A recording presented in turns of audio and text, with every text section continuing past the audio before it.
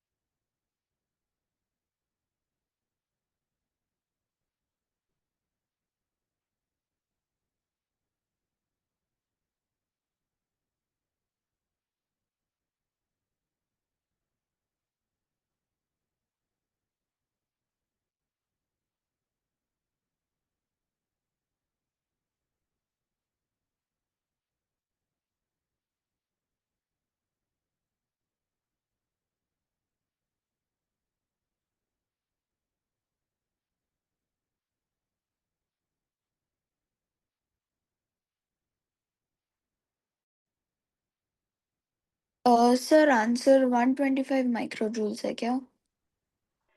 कितना जूस बोल रहे 125। हो? 125। एक बार क्विकली चेक करते हैं। मुझे ये बता दो कि इस कैपेसिटर पे इनिशियल स्टोर्ड एनर्जी कितना है अभी फिलहाल। 25 माइक्रो जूल्स। 25 माइक्रो जूल्स, क्योंकि ये हो जाएगा Q square divided by 2 times of capacitance. So that translates to 25 microjoules. Perfect. अब जब हम लोग इस स्विच को क्लोज कर देंगे तो इस कैपेसिटेंस पे फाइनल चार्ज कितना आएगा?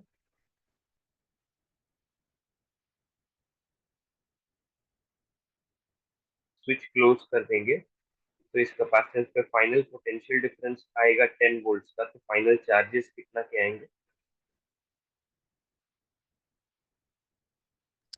20। 20 माइक्रोकूलम्स पॉजिटिव प्लेट, -20 माइक्रोकूलम्स नेगेटिव प्लेट। ठीक चल रहा है? Yes sir. अगर आप ध्यान से देखोगे तो इस प्लेट पे चार्ज -10 से +20 हो गया है, तो कितना चार्ज फ्लो किया होगा? 30। परफेक्ट। और बैटरी के पॉजिटिव टर्मिनल से पॉजिटिव चार्ज बाहर आया है, इसका मतलब वर्क डन बाई बैटरी हमको पॉजिटिव लेना चाहिए।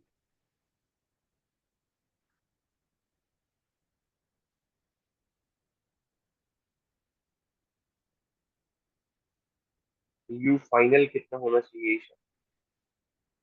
100। परफेक्ट। आंसर 225 है क्या?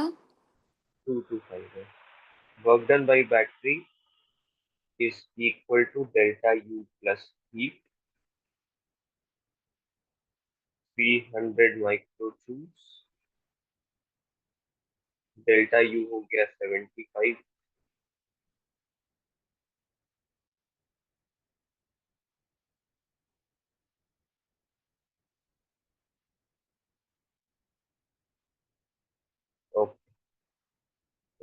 एनर्जी का और कर लेते हैं।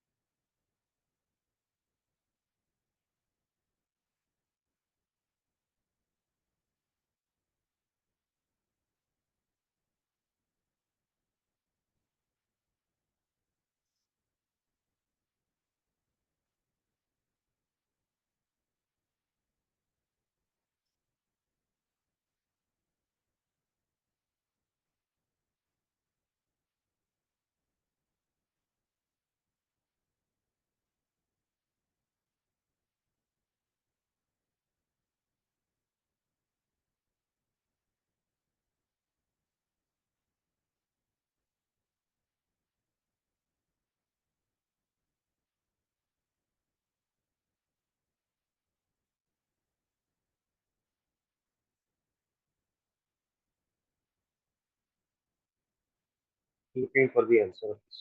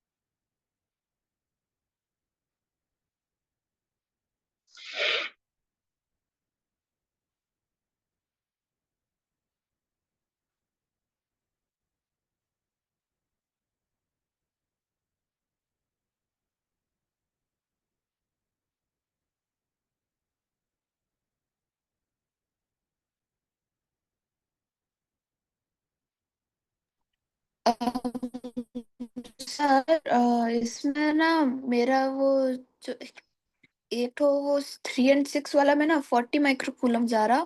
एंड सेकंड जो 2 माइक्रोफेराड वाला जो लाइन है उसमें चार्ज ही नहीं जा रहा, तो फिर उससे वो सही है क्या सर? वो गड़बड़ है, उसको समझते हैं। आप एक ध्यान से देखो, ये दोनों कैसे कनेक्टेड है। सीरीज में। सीरीज में तो कितना माइक्रोफैराड हो गया? 2 माइक्रोफैराड। 2। और ये 2 और 2 कैसे कनेक्टेड है? पैरेलल। Yes sir. तो ये टोटल यहाँ पे कितना हो गया, 4 माइक्रोफैरेड। 4। अच्छा, अगर ये पूरा 4 माइक्रोफैरेड है और ये भी 4 माइक्रोफैरेड है, मतलब दोनों के अक्रॉस जो ड्रॉप होगा वो डिफरेंट होगा कि सेम होगा? सेम होगा। इसका मतलब है कि अगर यहाँ पे ड्रॉप अपना 10 वोल्ट का है, तो इन टोटल के थ्रू भी अपना ड्रॉप 10 वोल्ट का होना चाहिए, करेक्ट? Yes sir. इसका मतलब है कि हमारा यहाँ पे चार्ज 20 - 20, और उस हिसाब से फिर यहाँ भी चार्ज जाना चाहिए 20 - 20, 20 - 20,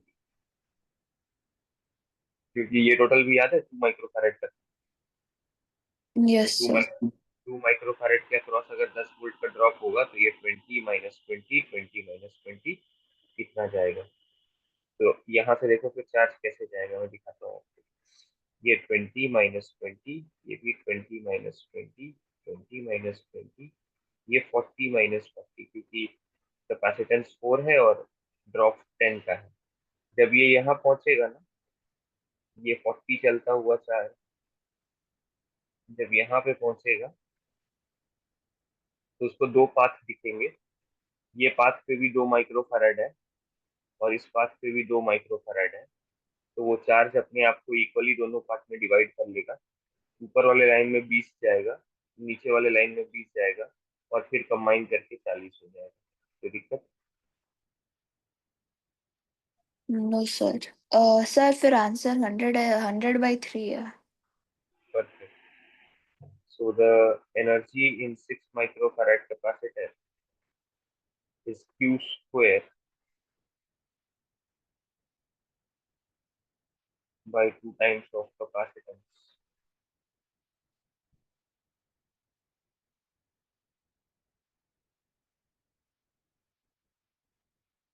100/3 micro.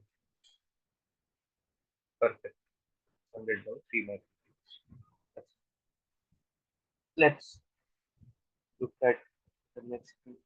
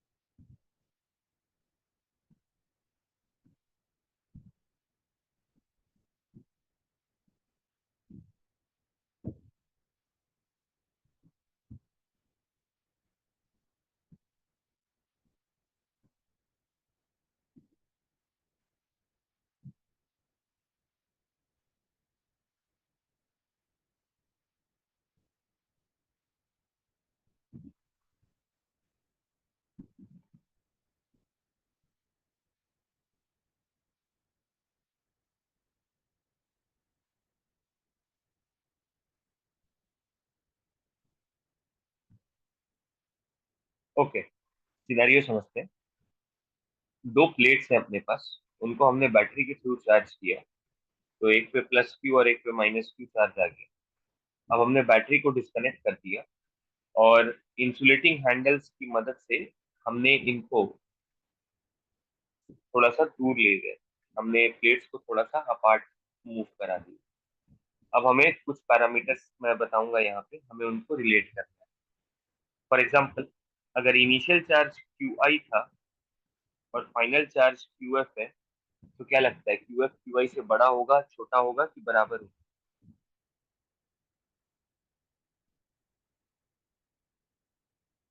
हमने बस प्लेट्स को थोड़ा सा मूव अपार्ट किया और वो भी इंसुलेटिंग हैंडल्स यूज किए हैं, तो कोई चार्ज फ्लो कहीं से नहीं होने वाला। अ, चार्ज के बारे में तो फिर सेम ही रहेगा। सेम ही रहेगा। Perfect. Electric field between the plates initially and electric field between the plates finally, क्या लगता है?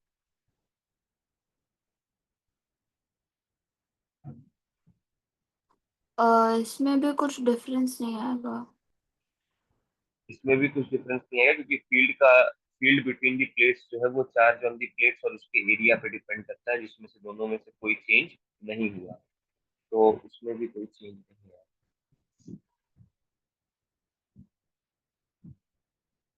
Potential difference between the plate initially and finally, तो क्या लगता है क्या हुआ होगा पोटेंशियल डिफरेंस?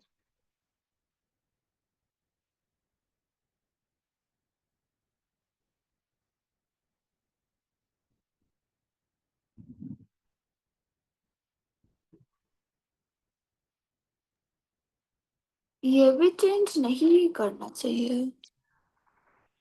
थोड़ा ध्यान से सोचो। Potential difference between the plates क्या होगा? Field into distance. ओ, तो फिर पोटेंशियल फाइनल वाला बढ़ जाएगा। बढ़ जाएगा, क्योंकि फील्ड सेम है लेकिन डिस्टेंस बढ़ गया है, और फील्ड होता है ई इंटू डी। अच्छा, मैं आपको उसका दूसरा लॉजिक भी दूंगा। Initial capacitance final capacitance relation बता दीजिए।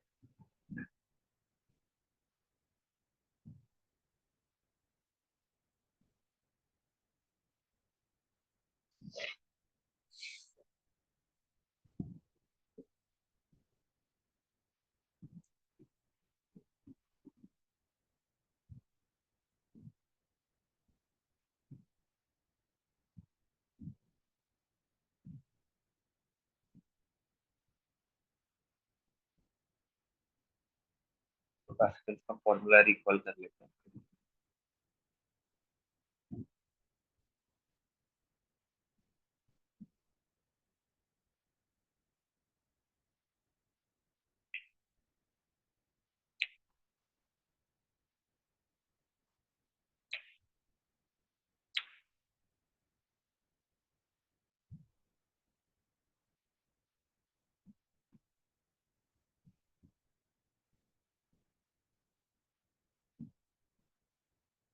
इनिशियल कैपेसिटेंस बड़ा होगा। इसका मतलब है जैसे डिस्टेंस बढ़ा, बाकी दोनों कांस्टेंट है, तो कैपेसिटेंस घट गई। Energy stored you I, final energy stored U F, इसमें से कौन ज्यादा होगा?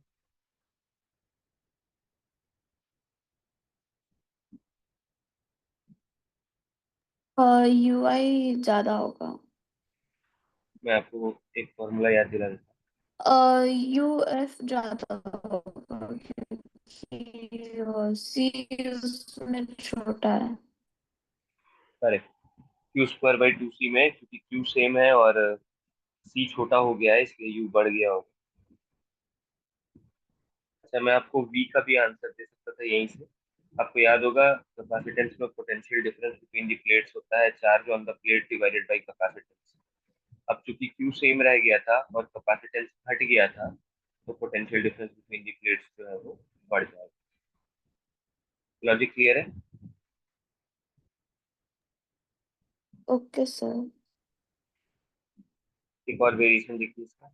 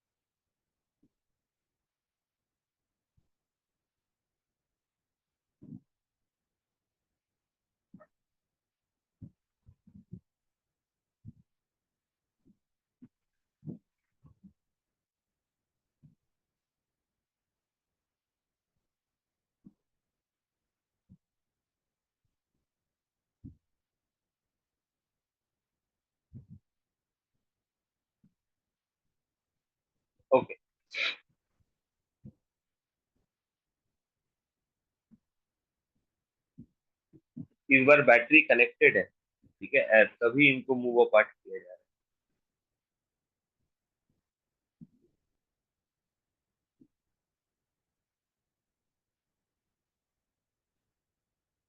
क्या रिलेशन होगा potential difference between the plates का? इसमें चेंज नहीं करेगा पोटेंशियल डिफरेंस। परफेक्ट। कैपेसिटेंस के बारे में बता दीजिए।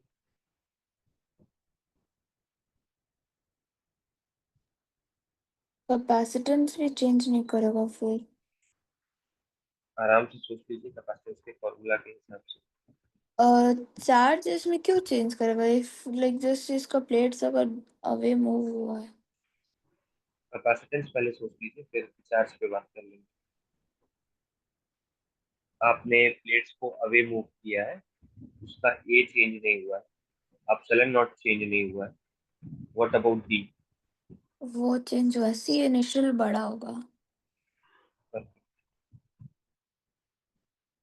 ठीक है, अब हम लोग आते हैं चार्ज। और चार्ज के लिए जो फॉर्मूला मेरे दिमाग में आना चाहिए वो Q equal to C V. थोड़ा सोच करके बताइए। इनिशियल चार्ज बड़ा होगा। और इनिशियल चार्ज बड़ा। What about field between the plates?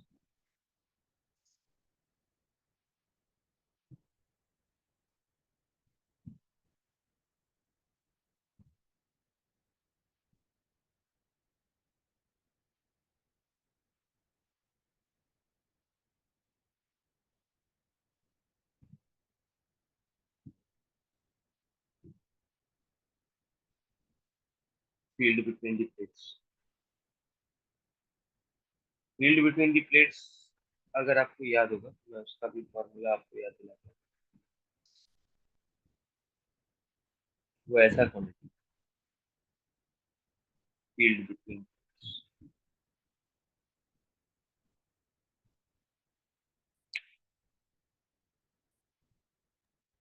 Sir ये इनिशियल फील्ड बड़ा होगा। इनिशियल फील्ड बड़ा होगा क्योंकि चार्ज घट गया है प्लेट पे, तो कहीं ना कहीं field strength between the plates भी घट गया होगा। यू आई और यू एफ।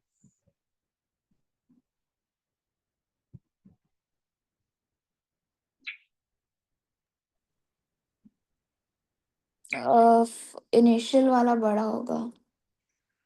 परफेक्ट, क्योंकि अगर हम इसके हिसाब से देखें तो पोटेंशियल डिफरेंस कांस्टेंट है, सी घट गया है तो एनर्जी भी घट गया होगा।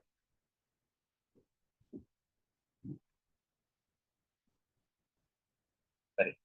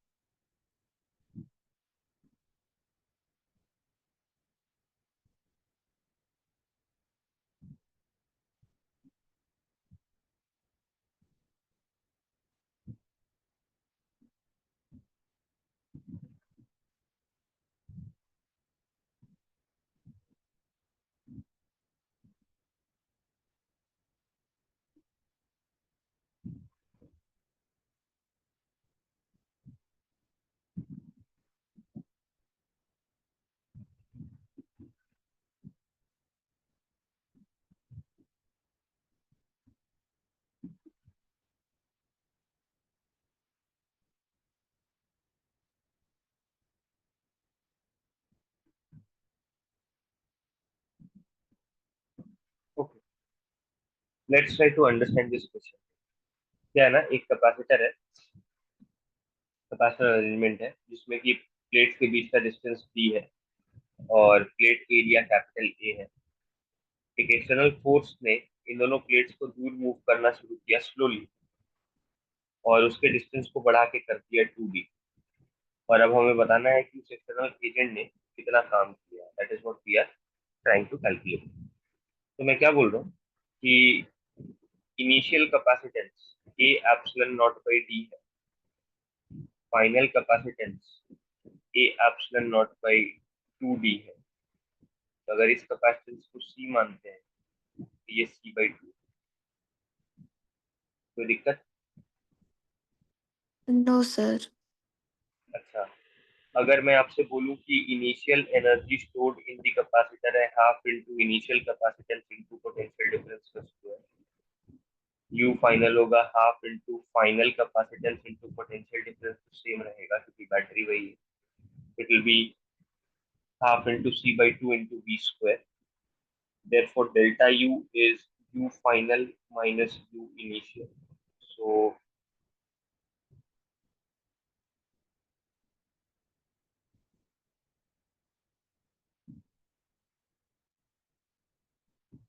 यहाँ तक ठीक है?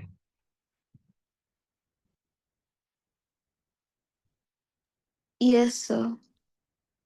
अच्छा, मुझे ये बात बता दो इसमें, what is the initial charge on the capacitor? Initial charge D और जीरो। वी? नहीं, इनिशियली तो बैटरी लगा हुआ है ना डी डिस्टेंस पे। तो इनिशियल कैपेसिटेंस है सी और इनिशियल पोटेंशियल डिफरेंस है वी, तो इनिशियल चार्ज होगा सीवी। प्लस सी वी और प्लस क्यू फाइनल कितना होगा? CV/2, like C V plus. By two. Charge बढ़ा है कि घट गया है? डिक्रीज किया है। इसका मतलब है कि जब हम प्रोसेस कर रहे थे तो चार्ज प्लेट से निकल के उल्टा फ्लो कर रहा था, डिक्रीज कर रहा था, करेक्ट? Yes sir. और वो चार्ज का मैग्नीट्यूड मैंने देख लिया कि सीवी से cv/2 हो गया, मतलब cv/2 चार्ज उल्टा फ्लो करके न्यूट्रलाइज हो गया।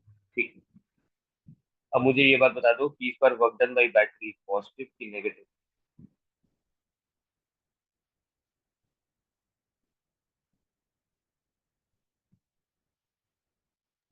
Negative. Correct, positive charge battery के पॉजिटिव टर्मिनल से इस बार बाहर नहीं आ रहा है बल्कि अंदर जा रहा है, तो negative. Half into charge flown into potential difference. मैं बोल रहा हूँ वर्क डन बाई बैटरी और work done by external force, इन दोनों का सम कुछ change in potential energy of capacitor लाएगा, प्लस कुछ हीट क्रिएट करेगा, प्लस कुछ चेंज इन काइनेटिक एनर्जी ला सकता है, क्योंकि जब एक्सटर्नल एजेंट इसको मूव कराएगा प्लेट को, तो अगर वो फास्ट मूव कराए किसी केस में तो प्लेट के पास काइनेटिक एनर्जी भी आ सकता है। तो मैं बोल रहा हूँ कि इन दोनों का work done energy change, heat और काइनेटिक एनर्जी चेंज में जा सकता है। Do we agree on this?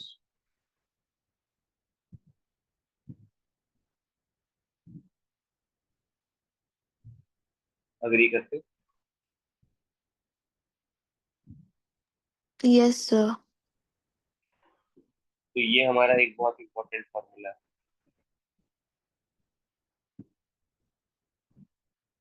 अच्छा, अब हमारे केस की बात करते हैं। हमारा केस ना स्लोली है, स्लोली। तो स्लोली का मतलब quasi static process. Quasi static process में हीट कितना डेवलप होगा स्लो प्रोसेस में?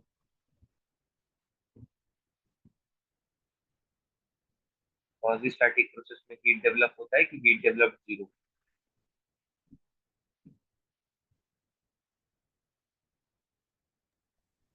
हीट डेवलप जीरो हो जाएगा। स्लो प्रोसेस में हमेशा हीट डेवलप जीरो। अच्छा, अगर आप स्लोली मूव करा रहे हैं तो प्लेट्स के पास कोई स्पीड नहीं है। अगर प्लेट्स के पास कुछ स्पीड नहीं है तो change in kinetic energy kinetic energy भी जीरो होगा। अब वर्क डन बाई बैटरी का वैल्यू हम लिख देते हैं -12 CV² plus work external change in kinetic energy of capacitor.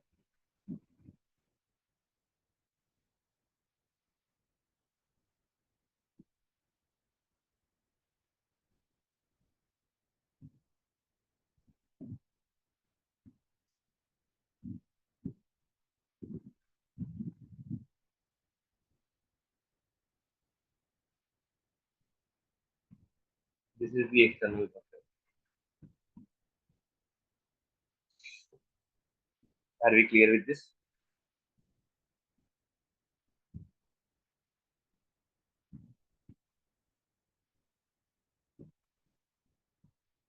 External buffer.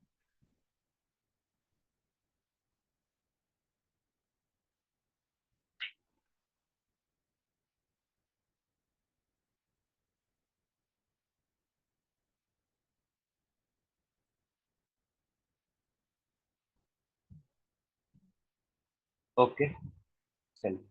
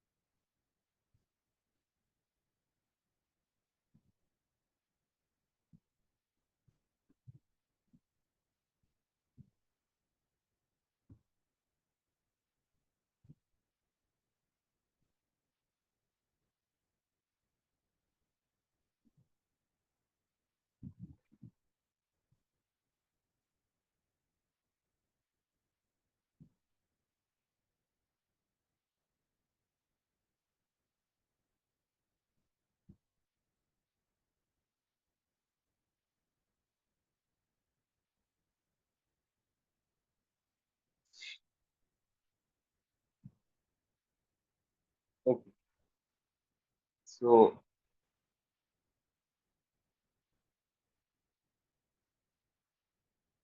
We have two plates. Parallel plate capacitor की तरह हमारे पास दो प्लेट्स हैं। उनके आउटर सरफेस पे कुछ चार्ज है और इनर सरफेस पे कुछ चार्ज है। तो वो ऐसे ही होंगे क्या? एक बार चेक कर लीजिए distribution. Yes sir. Outer surface पे इक्वल होंगे और इनर सरफेस पे इक्वल एंड अपोजिट होंगे। अच्छा, मैं दो पॉइंट्स मार्क करता हूँ, ए और बी। मुझे -Q, मैं एक प्लेट ले रहा हूँ, फोर्स एक्सपीरियंस बाई प्लेट 2 निकालने की कोशिश कर रहा हूँ। This is plate 1 and this is plate 2। So I'm trying to calculate force experienced by plate 2. So I'm trying to calculate force experienced by -Q.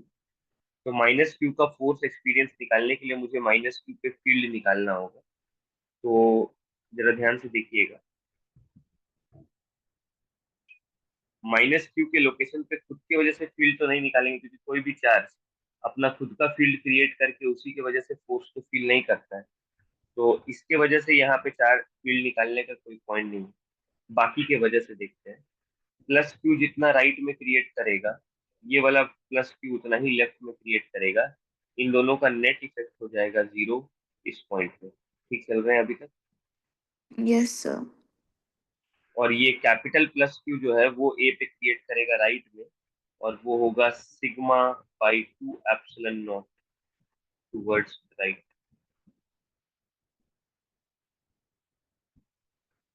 जब मैं बी की बात करता हूँ, तो बी पे स्मॉल q की वजह से खुद देखने का कोई पॉइंट नहीं है, क्योंकि कोई भी चार्ज अपने लोकेशन पे फील्ड क्रिएट करके उससे फोर्स फील नहीं करता है। +Q जितना राइट में क्रिएट करेगा, -Q उतना ही लेफ्ट में क्रिएट करेगा। इन दोनों का net effect on B is going to be 0।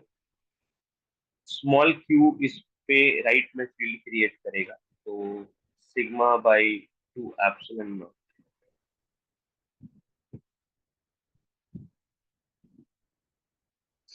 σ/2 ε0,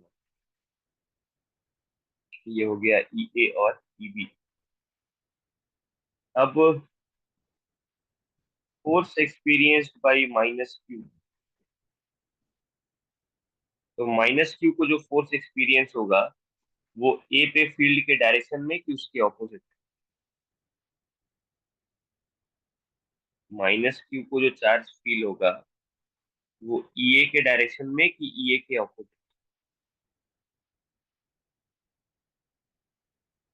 क्या लगता है? फील्ड का डायरेक्शन में। नेगेटिव चार्ज है।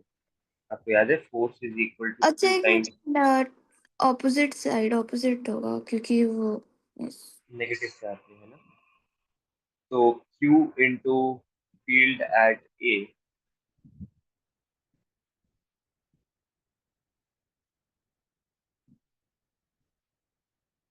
Force experienced by small Q, वो फील्ड के ही डायरेक्शन में होगा।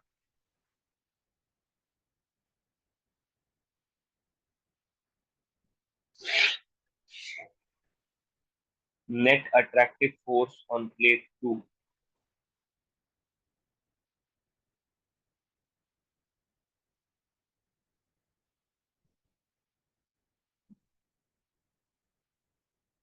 क्योंकि ये उसको अपनी तरफ खींच रहा था तो ये अट्रैक्टिव है, ये वाला रिपल्सिव है, तो मैं नेट अट्रैक्टिव फोर्स लिख रहा हूँ।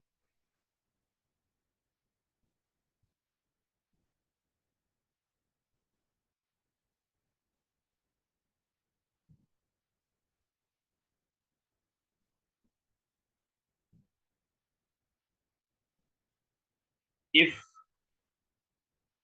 F attractive turns out to be negative,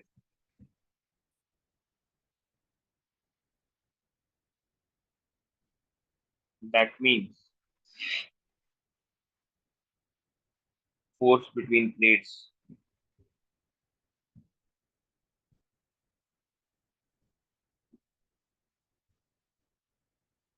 is repulsive.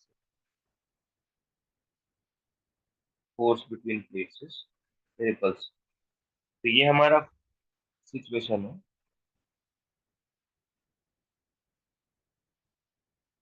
Most of the times हमारे कैपेसिटर की कंडीशन ऐसी होती है।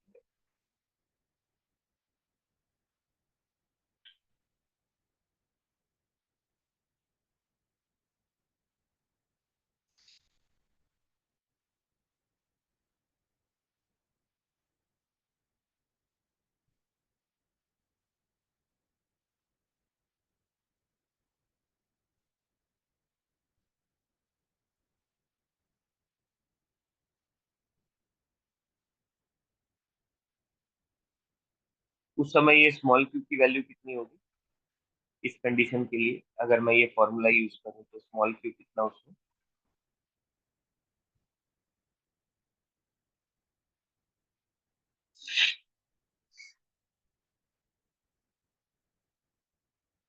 अगर ये मेरा चार्ज अरेंजमेंट है तो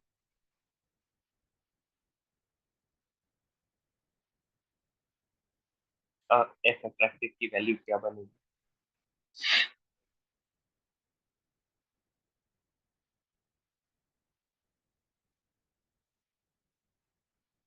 कैपिटल क्यू तो है, स्मॉल क्यू है कि जीरो है?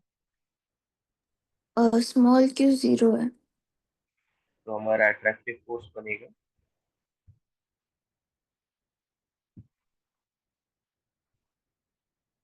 बट ध्यान रखिएगा अगर जनरल केस पूछ दिया और बाहर में अगर क्यू चार्जेस रह गए तो आपको ये फॉर्म यूज करना पड़ेगा। लॉजिक में कोई दिक्कत?